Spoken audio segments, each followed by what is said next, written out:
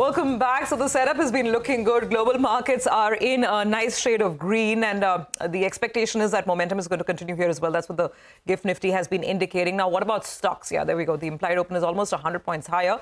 In terms of stocks, we've got our team standing by with the CNBC TV18 list of top stocks to watch today. Guys, good morning. Abhishek, I think it's been all about financials. Yesterday, we were, talking about HDFC Bank. I guess today a lot of commentary will be centered around Bajaj Finance. Tell us about the update. Well, if you take a look at the Q1 numbers that they have given, the new loan growth is perhaps on a sequential basis the best that they have had in 8 years. So the new loans are up 10.4% YOY, but they are up 39.4% sequentially. So the new loans have crossed the 1 crore mark in this quarter. AUM growth is pretty robust at 31% YOY and about 7% sequentially. Now, they have guided actually earlier for 26 to 28%. So this is much better than their own guidance as well. Deposit momentum remains strong at 25.5% YOY and 4.3% sequentially. Liquidity in the balance sheet continues to remain robust. So the liquidity is at 16,200 crore, which is up 27.5% YOY and about 3.2% sequentially.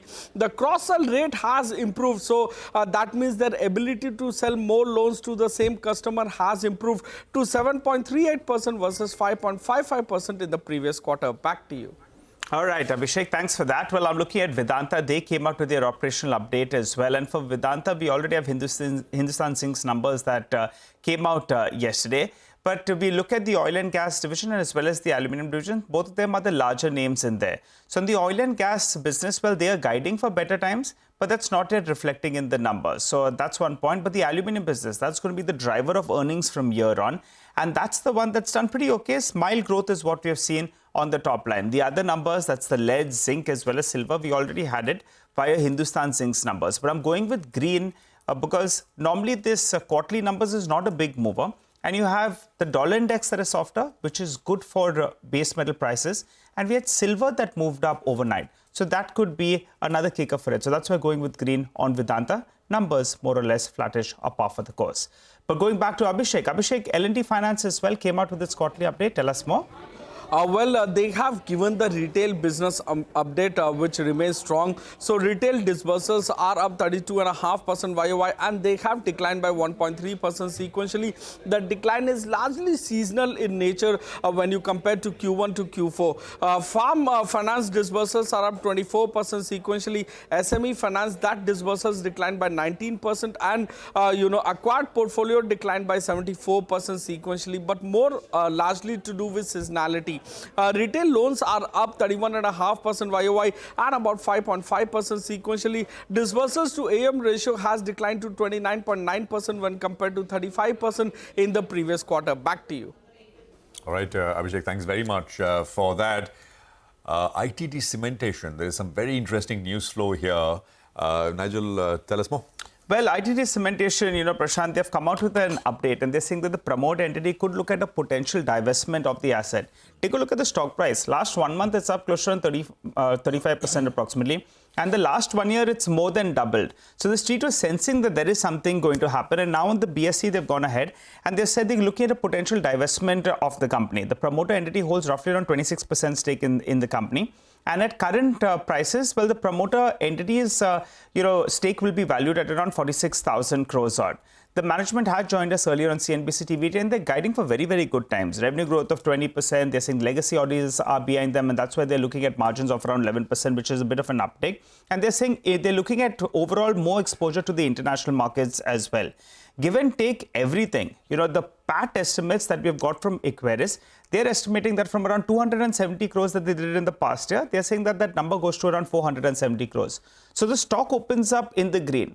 But I don't know whether it could be a bit of a topping out process because the stock has already rallied in anticipation of some news flow, the kind of rally that we've seen. Second part is that the promoter entity, I was looking at a few articles, their balance sheet is not in the best shape, going by that. And how much of the good news is in the price? It's a 10,000 crore market capitalization company, estimating 470 crores of PAT in the next year, that's FY26. So not cheap. So going with green, but sustaining that green will be important.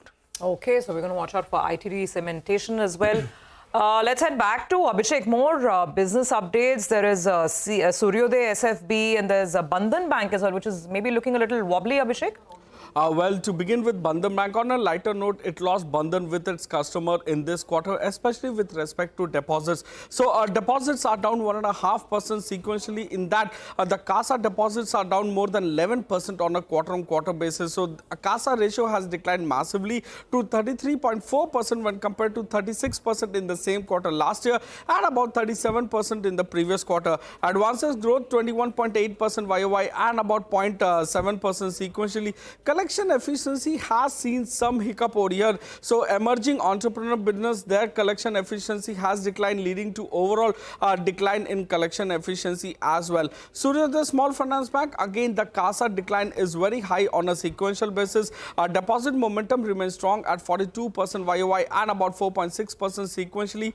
CASA in absolute value is down 8% quarter on quarter. So the CASA ratio has declined to 17.7% when compared to more than 20% in the previous quarter. AUM growth remains healthy at 41.8% YOY and about 4.5% on a sequential basis, and they have seen marginal improvement in their asset quality as well. Back to you. All right, Abhishek, thank you very much for that. Marico should be the next one in focus. Mangalam is here with details. Mangalam, morning. Good morning. So there are two stocks. You're watching Marico and Kaya. It's a very, very interesting development that is taking place out here, where Marico and Kaya have entered into a collaboration agreement where Marico will handle sales and marketing of Kaya's 75 plus products outside of Kaya's clinics. Remember, Kaya sells some of its skincare, dermatology, etc. products in the 70 plus clinics that they have around the country and in the world as well. But this deal will unlock the untapped growth potential of Kaya's products outside of those stores, and with Marico's distribution, etc., it would be an important, imponderable whether there are takers for Kaya's products outside of their stores itself. The key to track here is commercial terms of this agreement, because Marico will be handling the sales and marketing for these products along with distribution. What do they get in return, and what is the increased sales that comes in for Kaya from this itself? From the looks of it, it looks like it is a bigger positive for Kaya than Marico, because for Marico, it will be just another product that they will be selling. But for Kaya, it will be a product of theirs that will be selling